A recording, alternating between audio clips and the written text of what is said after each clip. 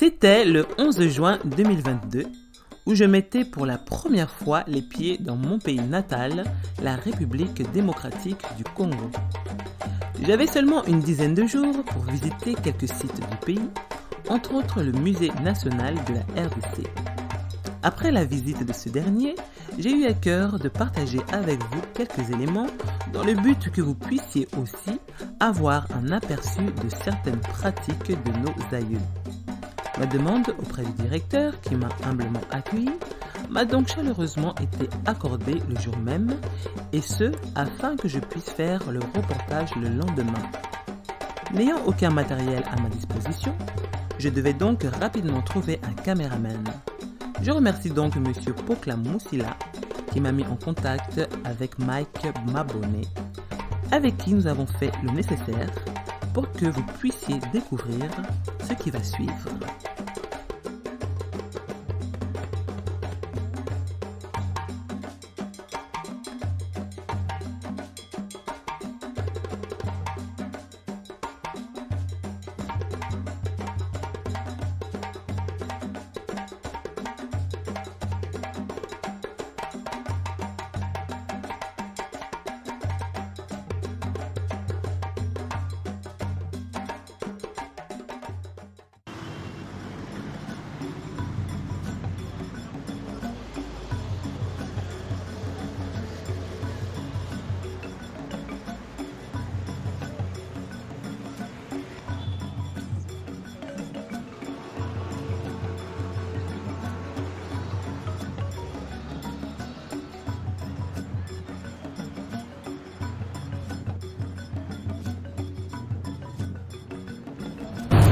Bonjour, bonsoir, tout dépend de l'heure à laquelle vous nous suivez.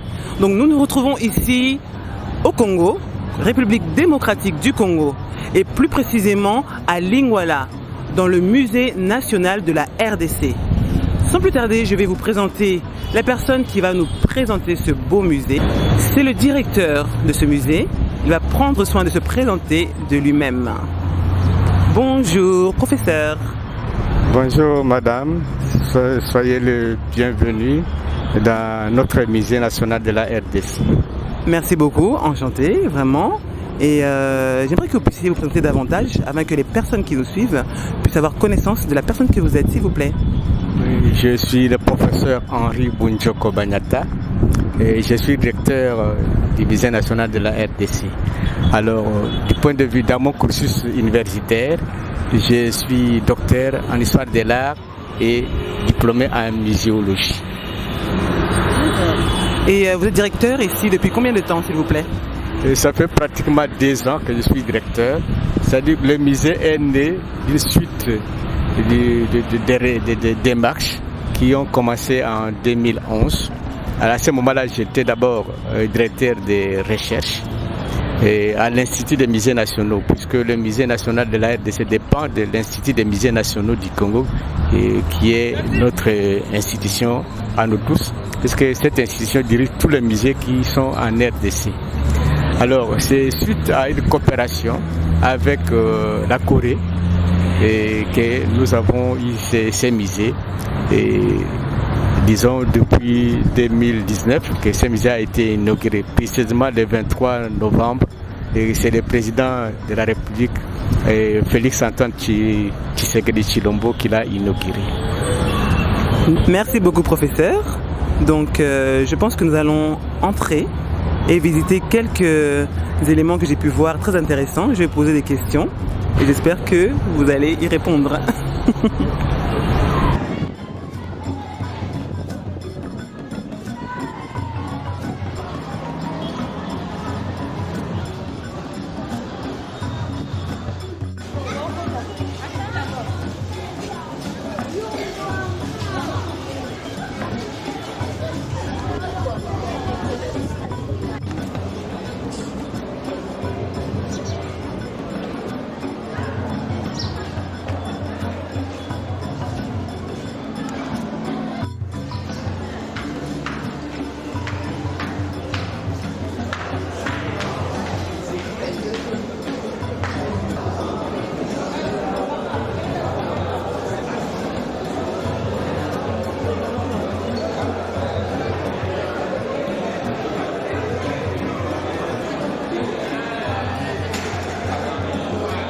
professeur, ici nous nous trouvons dans une très belle salle.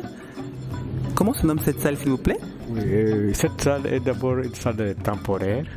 C'est la salle des instruments de musique et de communication. Alors, dans cette salle, nous présentons les différentes catégories des instruments de musique. Alors, pour nous, en Afrique, la musique n'est pas seulement pour plaire à l'oreille, mais ça transmet des messages, ça chante sur les épopées, ça chante sur l'histoire et ça communique aussi certains messages qui sont pour l'édification de la société. À cet effet, nous avons montré, disons d'abord les aérophones. Ce sont des instruments de musique qui produisent les sons à travers la vibration de l'air. Nous avons montré les cordophones, la vibration vient à partir de la corde, et puis les membranophones, où le son c'est à partir d'une peau, et des idiophones, où l'objet lui-même pour produire les sons. Alors, dans cette même salle, nous voulons que les élèves, ou les étudiants, ou les visiteurs, après avoir visité toutes les salles, les 2 autres salles qui sont permanentes, ils viennent ici pour expérimenter les sons de ces instruments et soit aussi apprendre comment on peut coder certains messages à travers la musique. Très bien, je vois donc les noms qui sont affichés. C'est la famille. Donc. Chaque famille d'instruments. Nous allons voir ça tout de suite.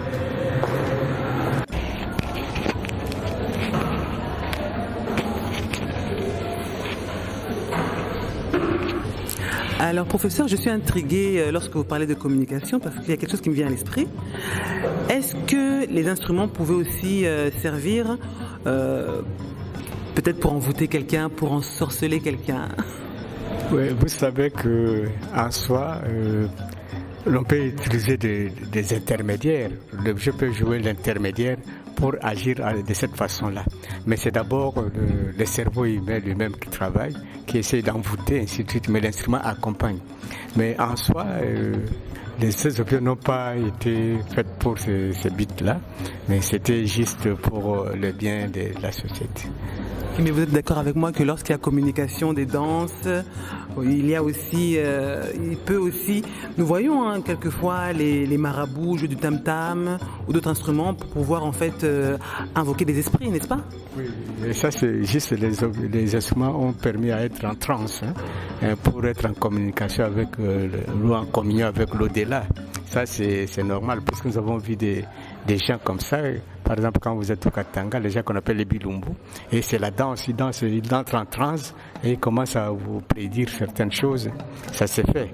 Mais l'envoûtement, c'est d'abord une technique où l'homme est d'abord au centre. Lors de ma première visite, j'ai pu voir et entendre un homme jouer des instruments que vous avez pu nous présenter. Alors j'aimerais savoir si ce serait possible de l'écouter. Et effectivement, là vous allez écouter les sons de xylophone, qu'on appelle les marimbas, et puis les corps. Disons là, ça sera un idiophone. Le marimba, c'est un idiophone. C'est un objet qui produit lui-même les sons. Et puis le corps, c'est une corne d'antilope. Et que ça c'est un aérophone. Donc ça va vibrer et ça va vous donner les sons. Vous allez bientôt découvrir ces sons que je viens d'évoquer. Alors, comme je disais au professeur, lors de ma première visite, j'ai pu vous entendre jouer. C'était assez intéressant parce que c'est pas très facile de jouer ce genre d'instrument. Mais pour commencer, avant de vous écouter, j'aimerais que vous puissiez vous présenter, s'il vous plaît. Je m'appelle Jean-Jacques Manouana. Je suis le responsable de l'exposition ici au musée. D'accord. Et sans indiscrétion, comment avez-vous appris à jouer ces instruments? D'abord, j'ai appris ça au village. C'est mes ancêtres, c'est là où que je vis jouer ça. Et puis aussi ici dans notre musée, il y a quelqu'un qui joue aussi ça, c'est le Lokwa, André Lokwa qui joue aussi ça, c'est quelqu'un, c'est un artiste et aussi musicien. Il fabrique aussi ses xylophones ici, c'est ici aussi j'ai commencé aussi à améliorer aussi ma façon de jouer. C'est ici. Merci beaucoup, donc sans plus tarder, nous allons entendre.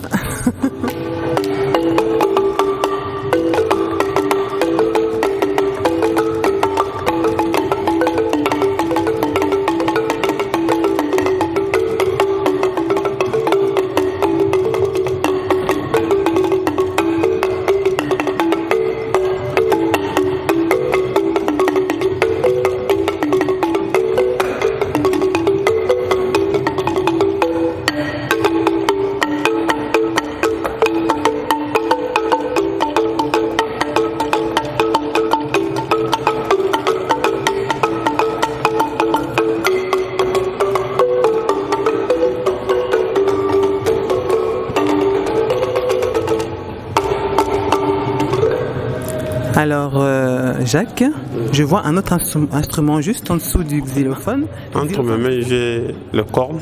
C'est dans la famille des ariophones. Nous vous écoutons.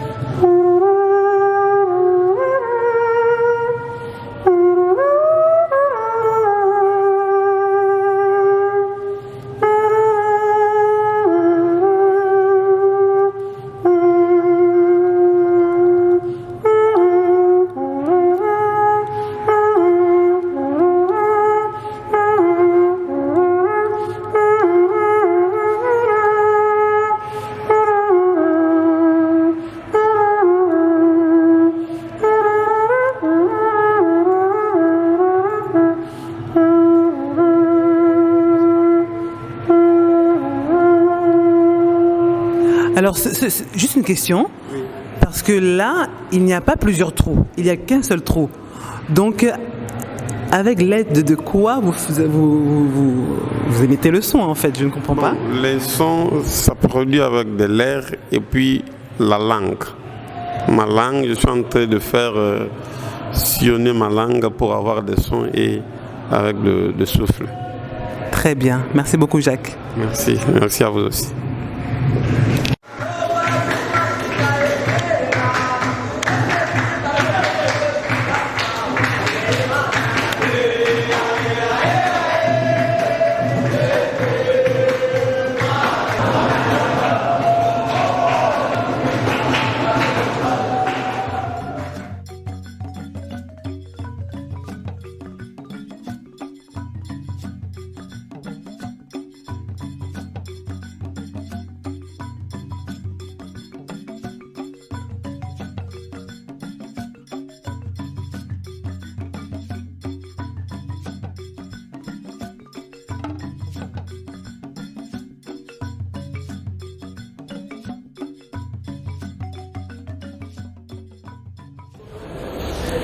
Ici, je vois majoritairement cet étage composé de masques. Dites-nous. Oui, cette salle, c'est la troisième, qui est une deuxième salle d'exposition permanente. Ici, nous montrons le cycle de la vie. C'est-à-dire nous montrons de la naissance à la mort, tout ce qui se passe comme étape. Alors, nous commençons par exemple, la maternité, où l'on montre la naissance. C'est à partir de la naissance, jusqu'à 7 ans, c'est la maman qui s'occupe de l'éducation de l'enfant. Arrivé à 7 ans, l'enfant commence maintenant à s'intégrer dans la société. S'il est une femme, il va vers les femmes et un homme à ce moment-là. Quand il arrive à l'âge de puberté, la société s'en occupe pour l'amener à une initiation. Alors à partir de l'initiation, là, pour les garçons, il y a la circoncision et il y a aussi la sortie des masques. Et pour les jeunes filles aussi, elles vont à leur initiation et elles sortent aussi.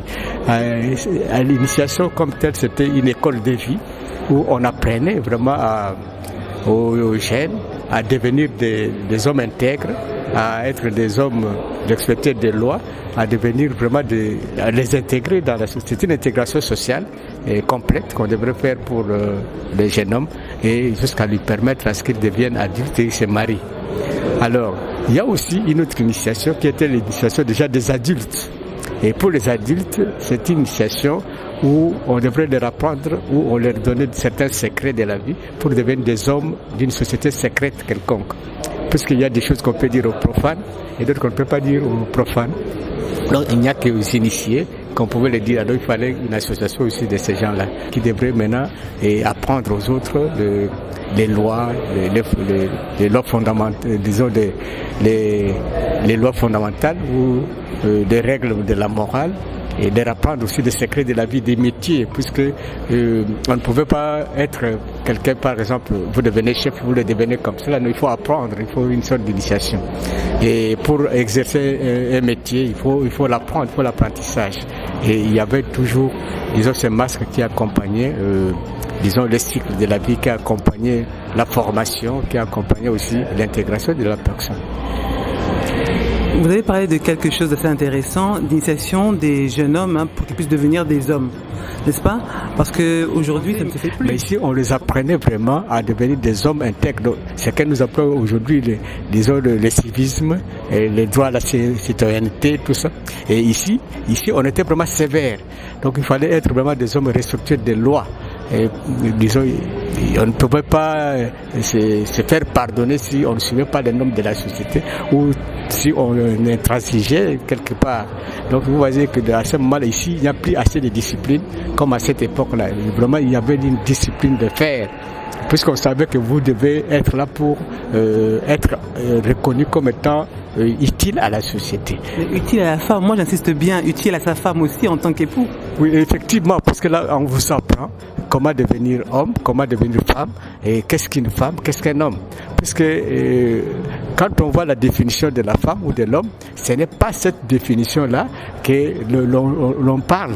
Et être homme, c'est-à-dire que vous devez remplir toutes les conditions possibles qui sont morales, qui sont dans l'exercice du métier et dans la formation, même dans les pratiques, dans les métiers, ainsi de suite. Et être aussi femme, ce n'est pas pour les femmes être une belle femme. Être une belle femme, pour nous, ce n'était pas la beauté corporelle, mais il faut être une femme, disons, laborieuse, une femme qui a des signes d'identité, et une femme qui sait bien s'intégrer, qui sait bien éduquer, et tout ça, c'est pour à ce moment on dit que vous êtes femme. Donc, avant d'avancer, je vois juste une petite épée. Je ne sais pas si c'est une épée en bois ou en fer. Elle servait à quoi, s'il vous plaît? Oui, effectivement, ici, on montre, comme nous avons parlé d'abord de la famille, et avant de former une famille, il y avait des conditions. Donc c'est d'abord des familles qui doivent se finir. Alors il faut d'abord une dot et il faut une monnaie. Et cette monnaie-là, c'est ce qui permettait à ce que l'on puisse créer cette union conjugale-là. Alors, dès qu'on a créé cette union, ça ne concerne pas seulement les deux mariés, mais ça concerne maintenant au moins 4 familles. Les familles des parents, des grands-parents. Et pour nous, la famille n'est pas une famille nucléaire, c'est une famille élargie et qu'on a toujours pensé, quoi. Vous entendez? À l'époque, c'était pas comme ça, c'était symbolique, mais aujourd'hui, ça devient du commerce. Voilà. Donc, nous allons avancer un petit peu et voir ce que nous allons découvrir.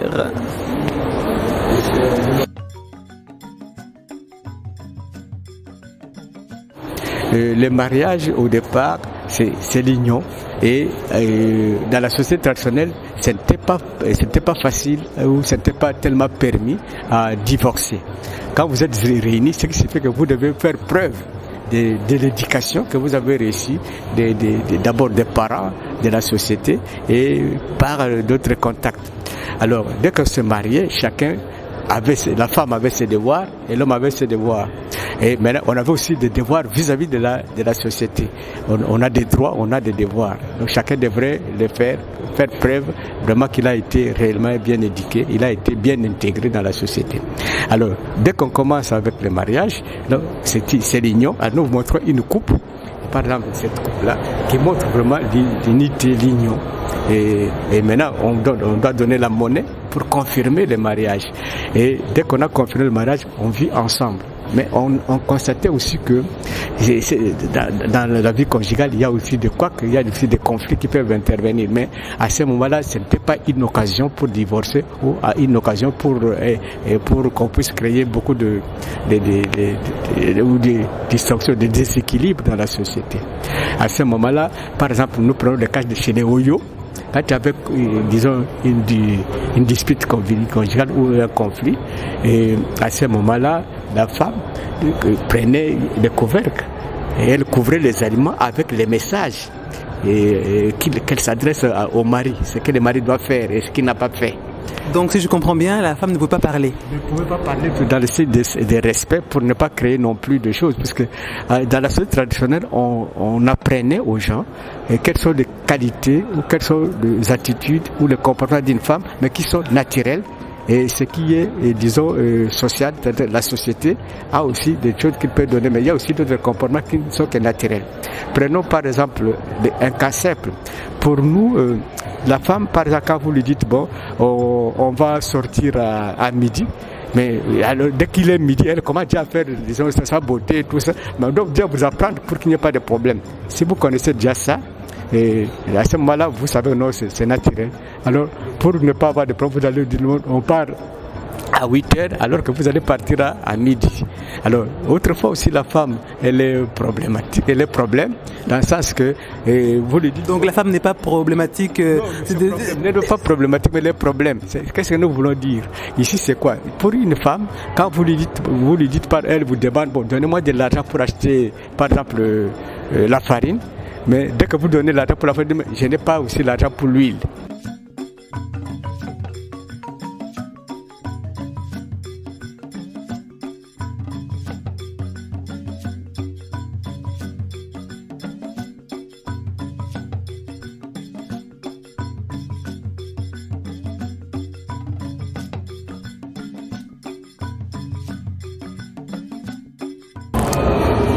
La divination et la guérison.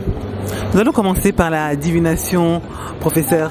Oui, effectivement, ici nous parlons de l'art de guérir.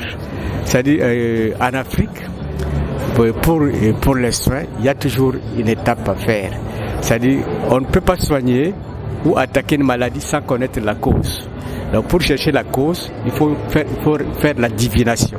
La divination, c'est quoi? C'est-à-dire, vous devez chercher à interpréter la voix des ancêtres, à interroger les esprits, à interroger la nature pour découvrir quelle est la base, quelle est la cause. Puisque la maladie en toi, ce sont des effets. Mais quelle est la cause qui provoque tel effet? Et pour le découvrir, il faut passer par la divination. Ah, mais là, vous dites qu'il faut interroger les ancêtres. Quelque part, c'est une forme de nécromancie.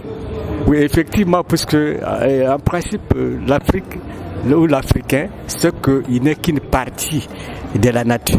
Et il peut avoir des solutions à travers la nature. Donc, il doit maîtriser la nature. Et il sait que aussi les maladies ou des problèmes peuvent être aussi naturels, peuvent être politiques, peuvent être aussi sociaux. Alors maintenant, comme on a des problèmes, ou soit on est donc il y a quelque chose qui a provoqué cela. Alors maintenant, il faut chercher cette cause avant d'attaquer maintenant le problème. Mais justement, pourquoi les ancêtres? Comme je disais, c'est de la nécromancie, invocation des morts, n'est-ce pas? Oui, les ancêtres, ce sont ceux qui ont vécu, ce sont ceux qui ont vécu et qui connaissaient déjà des secrets et qu'on pense qu'ils peuvent nous secourir. Donc les ancêtres ne sont pas comme par hasard, non, ce sont des êtres qui ont vécu. Et un ancêtre, c'est un modèle. Et ceux qui ont été dans ces modèles-là et qui pouvaient donner des informations. Et c'est là qu'il faut le faire. Comme on peut aussi demander aux esprits de l'ancêtre, puisque nous avons la croyance à ce que tout ce qui est vivant a une âme, est animé. Donc on peut parler à un arbre, on peut parler à l'insecte, on peut parler à un animal, tout ça. On pense que c'est ça. N'est-ce pas une forme de sorcellerie? Non, ça il faut mettre ça de côté. La sorcellerie, ça n'existe pas en tant que tel, mais c'est une pensée. Et la sorcellerie peut être aussi une pensée, mais qui est négative. Peut-être la divination n'est pas une pensée négative. Au contraire, c'est une pensée qui est constructive, puisqu'on cherche à aller vers une vérité ou à attaquer juste la cause. Est-ce que la divination fonctionnait à 100%? Disons, dire à 100%, je ne peux pas le dire, puisque à cette époque, ça dépend aussi du degré des croyances, du degré aussi de l'acceptation de la personne. Qu'est-ce que je voudrais dire? C'est-à-dire que moi, je sais que telle société, je sais que le devin qui est là, on lui a appris. Et maintenant, j'ai confiance en lui et j'accepte. Mais quelqu'un d'autre qui ne connaît pas lui va dire non, moi je n'accepte pas. Ah, donc les ancêtres peuvent bouder? Oui, si on trouve comme ça, non, les ancêtres n'ont pas accepté et on cherche maintenant pourquoi ils n'ont pas accepté.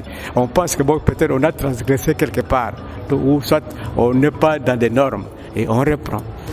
Et pourquoi ne pouvait-il pas consulter directement le Tout-Puissant Créateur? Non, pour nous, Dieu n'est pas homme, Dieu est esprit. Donc Dieu, c'est la somme de tout ce qui a été créé. Donc on pense que, disons, les arbres, les plantes, les animaux, les pierres, tout ça, cet ensemble-là d'univers, d'une manière, forme Dieu, et ce n'est pas une personne. Mais l'ancêtre, c'est une personne qu'on a vue, qui a vécu et qui est le modèle. Expliquez-nous un peu avec les statuettes que je vois là, comment se faisait la divination en question, s'il vous plaît? Par exemple, ici. Nous avons, ça c'est chez les Yaka, on appelle encore Ngombo. Les devins ou la devineresse prend ça, chante, elle joue et puis elle entre en transe. Maintenant, il y a un interprète où elle-même commence à dire des problèmes et on sait que c'est là. Alors nous avons l'oracle et affrontement, les tombois, chez les Lélés comme chez les Kuba. Donc on prend le bouchon qui est là, on commence à frotter et quand ça colle, on dit qu'on a trouvé le problème. Et alors, il y a aussi les Galoué Kalukoshi chez les Pendé. Alors vous voyez, c'est comme l'accordéon. Quand on ouvre et ça cherche là où il y a la personne, ça commence à se fixer pour montrer que c'est celui-là. Il y a aussi des paniers de divination qu'on trouvait pour interpréter la position des choses, comme nous avons vu les messieurs qui étaient en train de faire la divination là. Alors maintenant, dès qu'on a trouvé la cause, maintenant on peut utiliser des essences, soit minérales, végétales, on soigne la personne. Mais on ne s'arrêtait pas là. Il faut maintenant aller dans une autre étape qui est la protection. Et pour une cause éventuelle, que ça ne revienne pas. Et c'est ce qu'on fait aujourd'hui. Donc on va chercher à vous faire vacciner. Et ils savaient aussi comment protéger. Et ici, nous devons savoir aussi que la technique dépendait aussi par rapport de la maladie. Est-ce que la protection, elle est collective, elle est individuelle? Est-ce que l'épidémie de la maladie, elle est une maladie qui est individuelle ou qui est une épidémie qui attaque tout le monde? Alors, il y avait des gens qui apprenaient pour ça comment éradiquer tous ces problèmes-là. Tout à l'heure, à l'entrée, j'ai pu voir un masque assez gros, juste à l'entrée. Et est-ce que cet objet aussi pouvait servir pour la divination? Non, le masque Kakungo qui est Kusuku, c'est un masque qui est pour l'initiation, mais lui participait plus à la guérison et à la protection. Donc c'est un masque d'initiation, et l'initiation chez les Suku, on appelle ça le Mukanda. Le Mukanda, donc les jeunes gens vont à la circoncision, et ces masques-là protègent les jeunes gens dans les cas initiatiques, et ou soit si un enfant est malade, et donc on recourt à la force des ancêtres, des esprits, pour les guérir. Et on peut intervenir également aussi des essences naturelles qui peuvent l'aider. Mais quand il y avait des épidémies, à ce moment-là, ça peut sortir pour une guérison collective et pour la protection aussi collective. Et pourquoi ce masque est-il placé plus précisément à l'entrée? Excusez-moi parce que on n'a pas pu vraiment se mettre face au masque en question, étant donné qu'il y a du monde. Donc c'est pour ça que je pose des questions, professeur, ici. Donc pourquoi ce masque a-t-il été placé spécifiquement à l'entrée? Est-ce que c'est pour envoûter les gens qui entrent dans le musée? Non, on l'a placé là, c'est juste cet masque que la Belgique a ramené, et pour montrer l'acte, poser l'acte de la restitution. Et c'est dans ce sens-là, quand nous l'avons mis là, on l'a laissé là. Nous sommes en train de préparer comment le faire monter pour le mettre aussi dans un endroit bien approprié. Pouvons-nous dire que la Belgique avait dérobé plusieurs objets? Oui, il y en a plusieurs qui sont allés de façon légale ou illégale. Il y en a aussi qui sont allés de façon illicite. C'est pour cette raison-là que nous réclamons la restitution. Merci. Tous les instruments que nous voyons là servaient à la divination ou à la guérison? Peut-être le numéro 20 par exemple, dites-nous. Le numéro 20 que vous voyez là, ça c'est une calebasse. Disons c'est une divination où l'on étudie la position des ingrédients qui sont dedans. C'est-à-dire, le devin, il fait ses incantations, il secoue. Et maintenant, il y a des choses qui sont dedans et il commence à interpréter la position de chaque objet. Et puisqu'on lui a appris que si ça prend telle position, ça voudrait dire ceci, et ainsi de suite, il vous dit, bon, la cause c'est celle-là. Alors maintenant, il reprend le même exemple pour demander, qu'est-ce que je peux faire pour soigner ou pour protéger. Et maintenant, il réinterprète encore la position de ce qu'il y a dedans. Et donc, ce sont des esprits qui répondent. Effectivement, on pense qu'on est maintenant en communion avec les esprits, avec les ancêtres, puisqu'on les a déjà invoqués et on leur a posé des problèmes. Puisque pour l'Africain, c'est la parole qui domine d'abord. Il faut poser des problèmes et maintenant, vous attendez qu'on donne la réponse. Numéro 15, je vois des kauris, c'est bien ça, hein? Donc ceux que nous trouvons chez plusieurs peuples africains. Et puis les coris jouent aussi le rôle de divination, comme ça pouvait intervenir pour la beauté, surtout pour la protection. Même c'était aussi, disons, quelque chose pour mettre la millette, ça servait aussi d'amulette. On met les médicaments dedans, ou la protection, vous habillez. Mais ici, on les prend tel qu'il est là, le devin les met ensemble, il fait l'incarnation, il les laisse tomber, et il commence aussi à interpréter. Vous voyez, il y en a qui leur face est vers le haut, d'autres qui... Alors, mais lui, pour ce qui est vers le haut, lui, il va compter le nombre, combien ont donné la face vers le haut, et combien ont donné la face vers le bas. Alors maintenant, il sait interpréter si ce qui a donné la face vers le bas, c'est que ou soit le problème, il est négatif, ou c'est positif. Lui-même, on lui a déjà appris cette technique-là de divination. D'accord, donc lorsque quelqu'un porte un collier avec un cori ou un bracelet avec un cori, c'est une forme d'amulette de protection? Dans l'ancienne société, c'était ça, mais actuellement, les gens les mettent pour la beauté. Ah oui, parce que moi j'ai un bracelet avec un cori, donc je ne sais pas si je vais continuer à le porter. Non, vous pouvez le porter si vous le portez dans le cadre de la beauté, mais il y a des gens qui le portent aussi dans le cadre d'une amulette, et sa protection, là, il ne vous dira pas, quoi.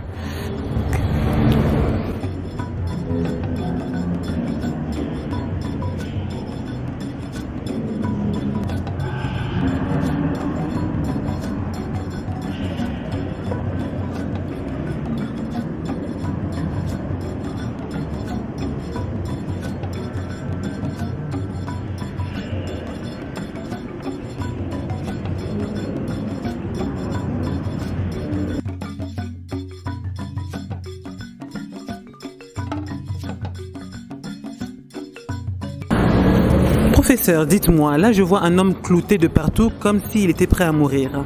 Oui, ici, et là nous on l'appelle le fétiche à clou. Il s'appelle un kondi chez les Yombe. C'était soit pour se venger, pour se protéger, ou soit pour causer des malheurs. Et encore là, vous allez me dire que ce n'est pas de la sorcellerie. J'ai dit ceci, qu'il a double fonction. Il pouvait faire le bien comme il peut le faire le mal, il pouvait faire du mal. Là, ça dépendait maintenant de l'homme, ce qu'il voulait. Ou soit il voulait se venger, ou il voulait pour se protéger. À ce moment-là, il va voir les devins. Les devins lui demandent qu'est-ce que vous voulez. Moi, je voudrais que je me venge pour telle cause. Bon, alors on donne par exemple une lame ou un clou. Et il dit bon, à quelle partie vous voulez que l'homme ait le mal. D'ici lui la poitrine, il tape à la poitrine et le monsieur a mal. C'est comme le vaudou.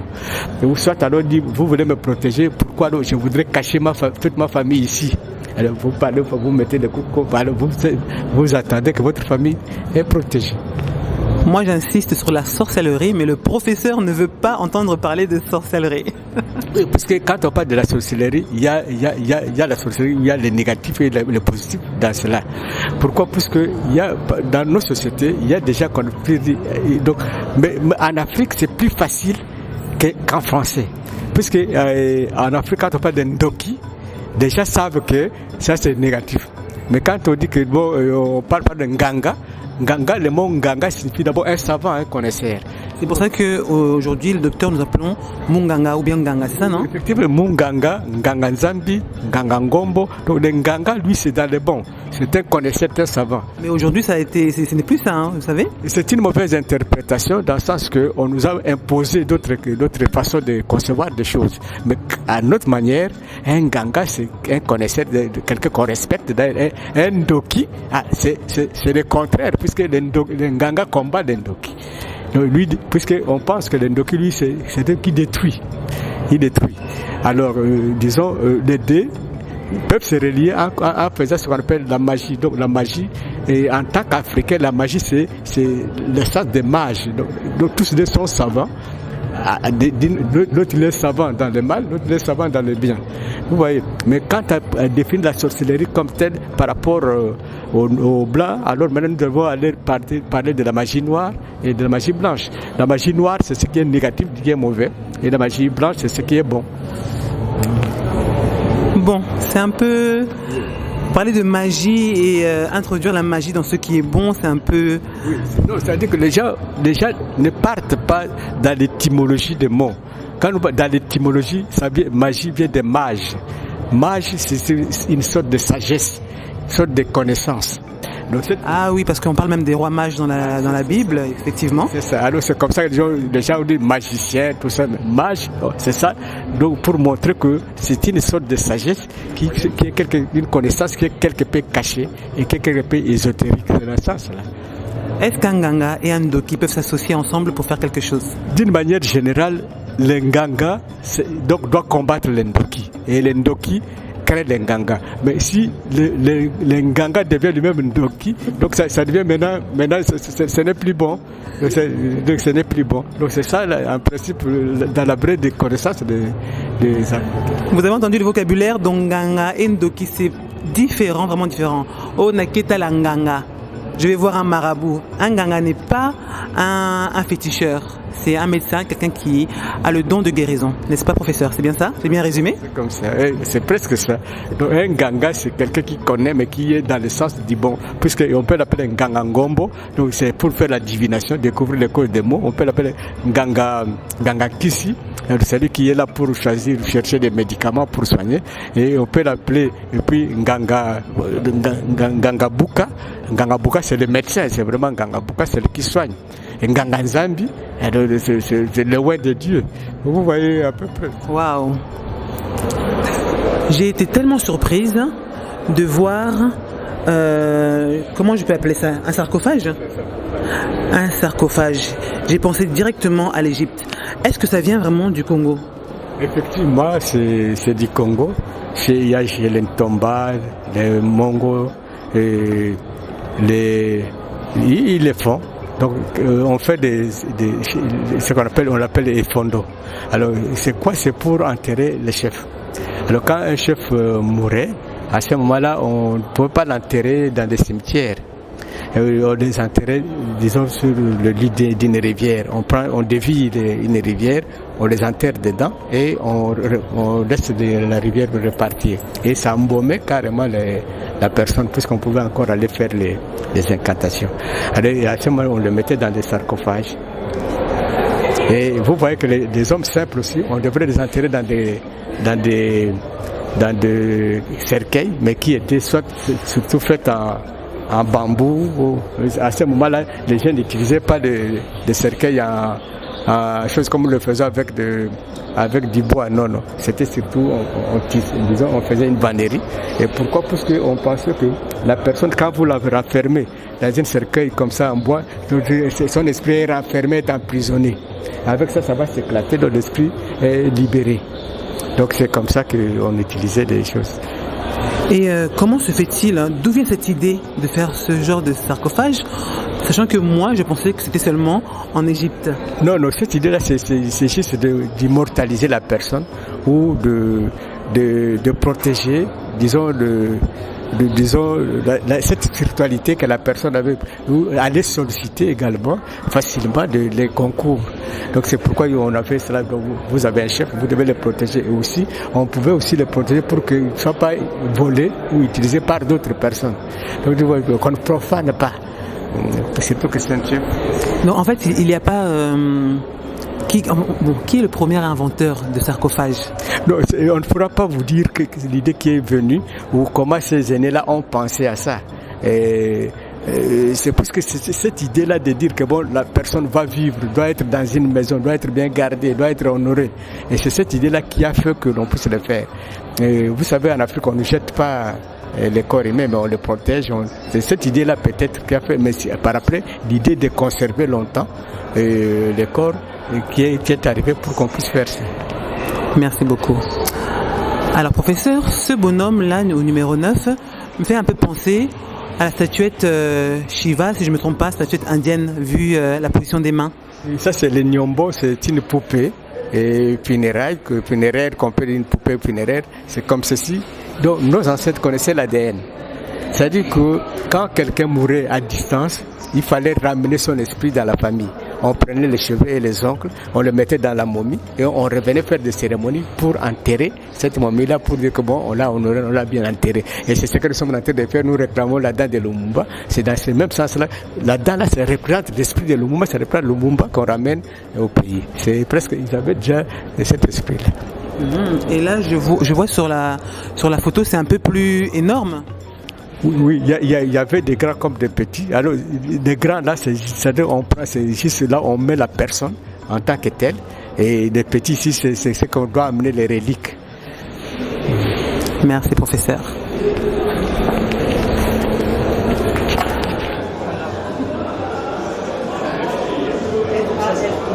Nous allons vous présenter une magnifique carte du Congo, là où il y a pratiquement toutes les tribus du Congo. Professeur, dites-nous d'où vient cette carte et qu'est-ce qu'elle représente, s'il vous plaît.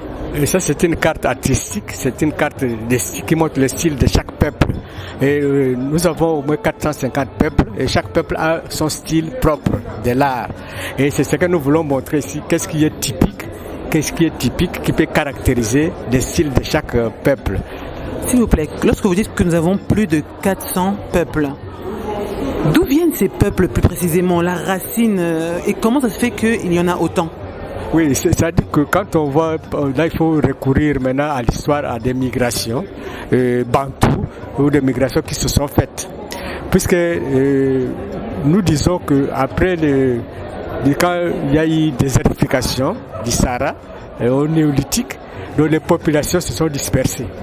Alors ces dispersions qui se sont dispersées, il y a des gens qui sont allés vers le Nigeria, il y en a qui sont allés vers le Kivu, tout ça.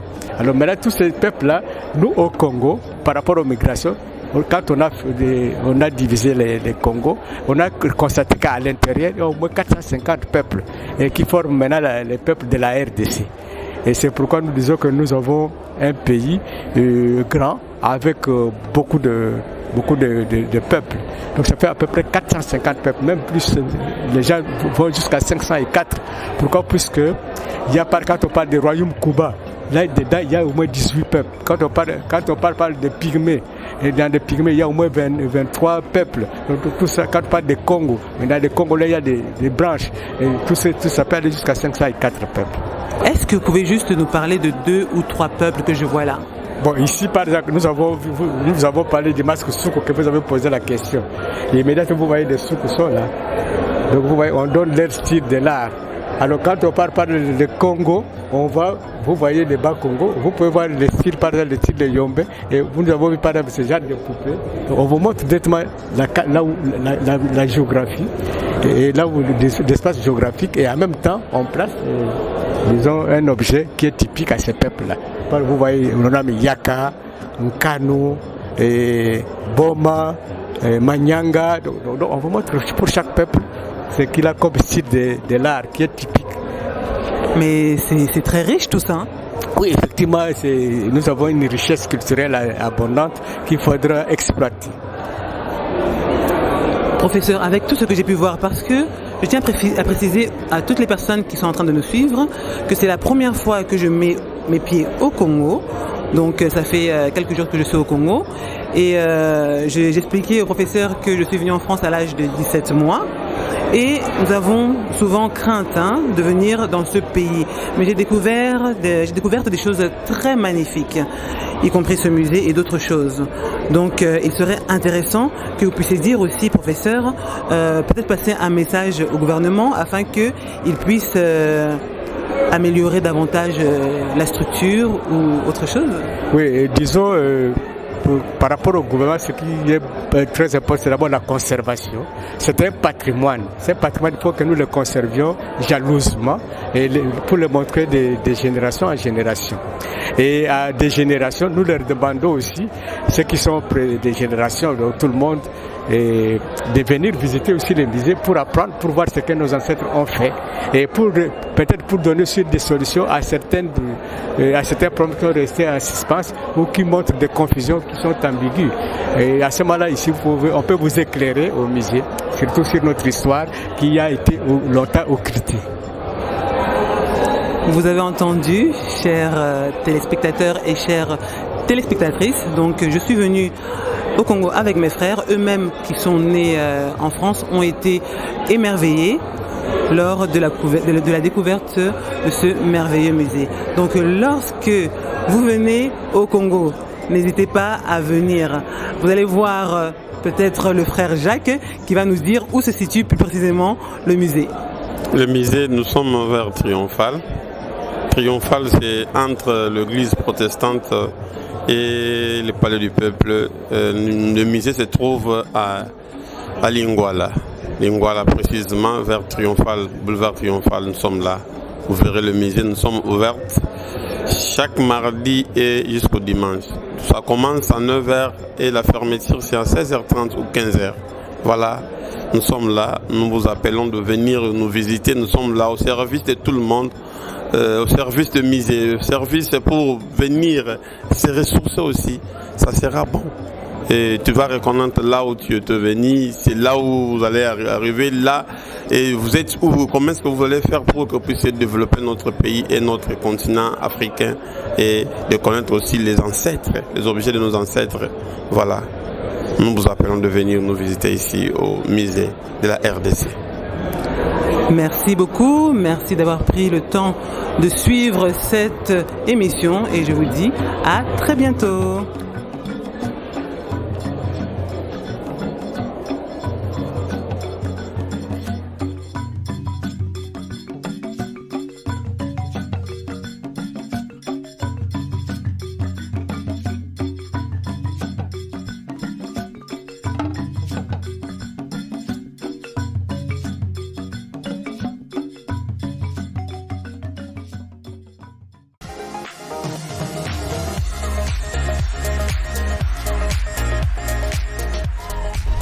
L'ingénieur Benny Miring de JI Project Consulting, nous accompagnons dans tous vos projets de construction, commençant vos projets dès la base jusqu'au point final. Faites-nous confiance et laissez-nous construire.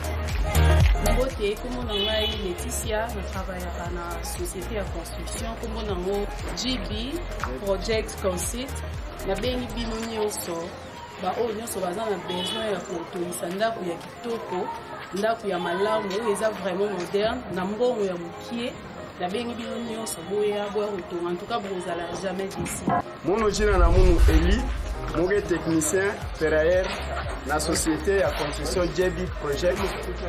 Betke sosa kubinga bampangi nyonso yake na mfumo ya kusala kisalo kutungisa nzo ya mbote bokwisa na kutungisa banzo benavanda ya luzolo ya mbote betatungila beno nzo na ntango ya fioti nzo mosi ya kitoko betke na mfumo na beno bekwisa kutungisa nzo ya mbote.